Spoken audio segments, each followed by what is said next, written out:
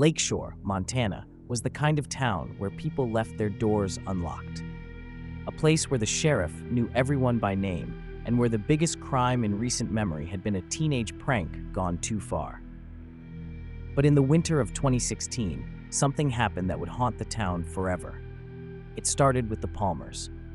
James and Lillian Palmer had lived in Lakeshore for over 15 years. James was a contractor, building homes across the county, while Lillian ran the only bakery in town. They had 2 children, Emily, 14, and Jacob, 10. By all accounts, they were a loving, happy family. Until one day they were gone. On the morning of December 4th, 2016, the bakery didn't open. Customers knocked on the door, puzzled. Lillian was always there before sunrise, rolling out dough and brewing coffee. By noon, people started calling, but the calls went straight to voicemail. James didn't show up at his construction site either. His workers assumed he was sick. But when Jacob and Emily didn't show up for school, the concern turned to alarm. Sheriff Dale Parker was the first to check the Palmer house. He knocked, then pounded, but there was no answer. Peering through the window, he saw something unsettling. The dining table was set for breakfast. Half-eaten plates of food, untouched coffee, and an overturned chair. It was as if the Palmers had vanished in the middle of their meal. Sheriff Parker forced the door open. What he found would chill him to his core. The house was eerily silent. No TV, no music, no usual household noises. Jackets still hung by the door. Lillian's purse sat on the counter, wallet inside. James' truck was in the driveway. The family hadn't packed up and left. Everything pointed to an abrupt, unexplained disappearance. And then he found the footprints. A single trail of footprints in the snow, leading from the back door into the dense woods beyond. They weren't running. They were walking. And they never came back. Sheriff Parker stood at the edge of the tree line, staring at the single-file footprints. They led deep into the woods, perfectly straight, as if the Palmers had left willingly. But why would a family of 4 walk into the freezing wilderness in the middle of breakfast? A search party was formed within hours. Volunteers, police, and even a few hunters from neighboring towns gathered with flashlights and thermal drones. The woods behind the Palmer house stretched for miles, eventually merging into the Bitterroot National Forest, a vast, unforgiving wilderness. The search lasted all night. By morning, there was no sign of James, Lillian, Emily, or Jacob. No abandoned campsite, no footprints leading back, no sign of struggle. It was as if they had been swallowed by the trees. As investigators dug into the Palmer family's last known movements, a strange pattern emerged. Phone records showed that between 2:17 a.m. and 3:42 a.m., Lillian Palmer had made 6 phone calls. 4 to the local police station and 2 to an unknown number with no listed owner. None of those calls had been answered. When questioned, the officers at the station were baffled. There was no record of incoming calls from the Palmer's number. It was as if Lillian had been calling into thin air. Even stranger, the unknown number she had called didn't lead to a person. Instead, when traced, it pinged a radio tower near the forest, one that had been decommissioned for over a decade. Days passed with no leads. News crews arrived, but there was little to report beyond speculation. Theories ranged from a planned disappearance to something more sinister. Then, a breakthrough. A teenage boy named Mason Ray came forward with a disturbing claim. He said that on the night the Palmers vanished, he had been at a friend's house scrolling through social media. Around 3 a.m., a live-streamed video popped up. It was dark and shaky, the camera barely picking up anything. But Mason swore he saw people walking, 4 figures, moving in perfect sync, heading into the woods. They weren't running. They weren't hesitating. They were just walking. The video was gone by morning, deleted.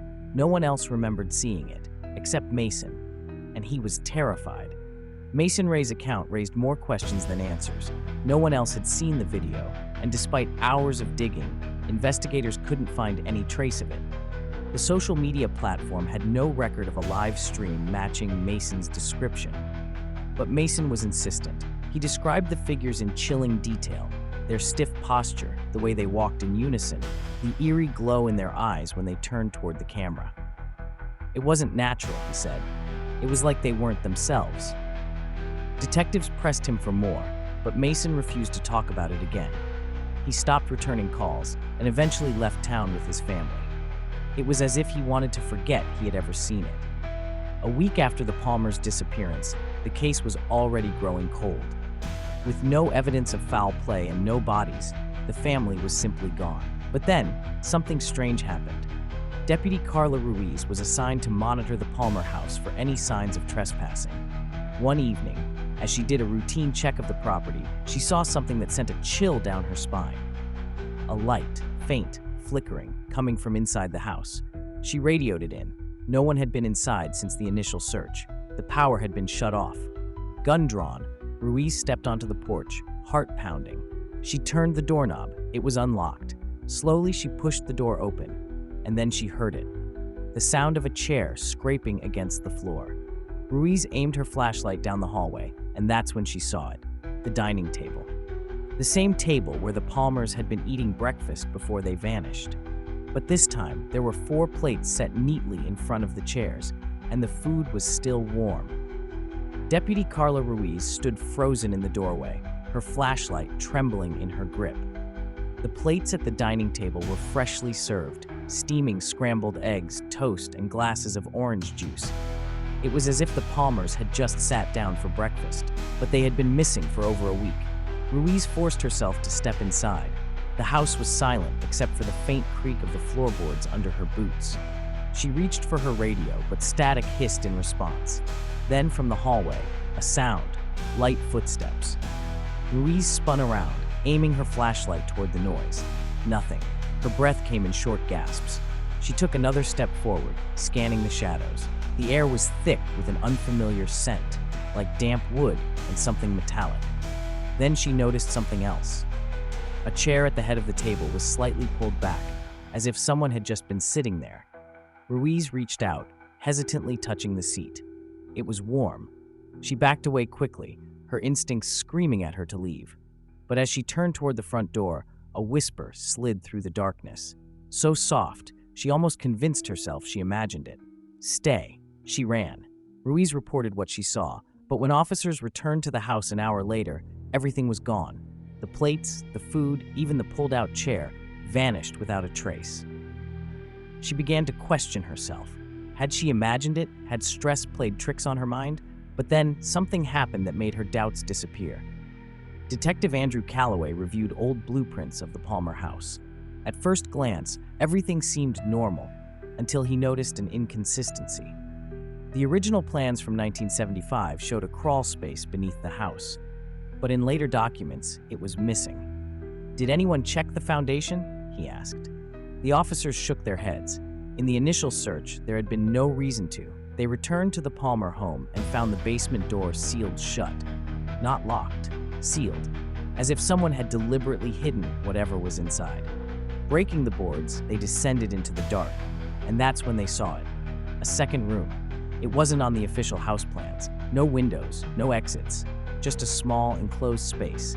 And in the middle of the floor, 4 sets of clothes, neatly folded, belonging to the Palmers. And right beside them, a single black videotape. Detective Calloway picked up the videotape with a gloved hand, exchanging uneasy glances with Ruiz. The air in the basement felt thick, like the room itself had been holding its breath, waiting for them. Ruiz secured the tape in an evidence bag before they left the house.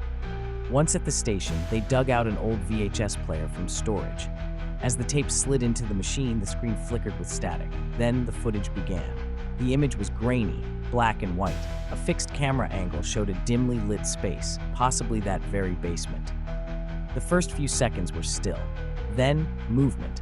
A figure stepped into view. It was James Palmer. His face was hollow, his eyes wide and unblinking. He wore a wrinkled dress shirt, as if he had been in it for days. He stared into the camera, his lips twitching. Then he spoke. "If you're watching this, we're already gone." Ruiz's stomach twisted. "We tried to leave. We really did. But it doesn't let you." His breath quickened, his body trembling. "It wants us here." Behind him, a shadow moved. Not a person, not something human. It slithered along the wall, stretching unnaturally. The shape was distorted, flickering in and out like a bad signal. Then suddenly, James screamed, an agonizing guttural sound. Ruiz hit pause, her pulse pounding. "What the hell was that?" Calloway rewound the tape, but when he played it again, it was blank. The footage was gone, just static. She yanked her hand back, heart hammering. The whispering grew louder. More voices, a chorus of desperate pleas. Help us. We're still here. Ruiz looked at Calloway. They're inside the house. Calloway didn't hesitate. He pulled out his knife and dug it into the wall. As he tore into the surface, the drywall peeled away, revealing something impossible. A door that hadn't been there before. Without thinking, Calloway reached for the handle and yanked it open. The basement dissolved around them, swallowed by a black void. For a brief moment, Ruiz saw them. The Palmers, James, Emily, and the children, trapped in the darkness, faces frozen in terror, reaching out. Then, everything snapped back.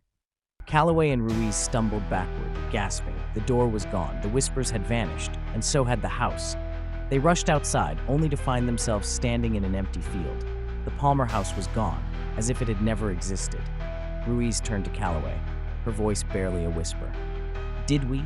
But she couldn't finish the sentence, because deep down, they both knew the truth. The house hadn't vanished. It had simply moved on, to wait for the next family, to take again.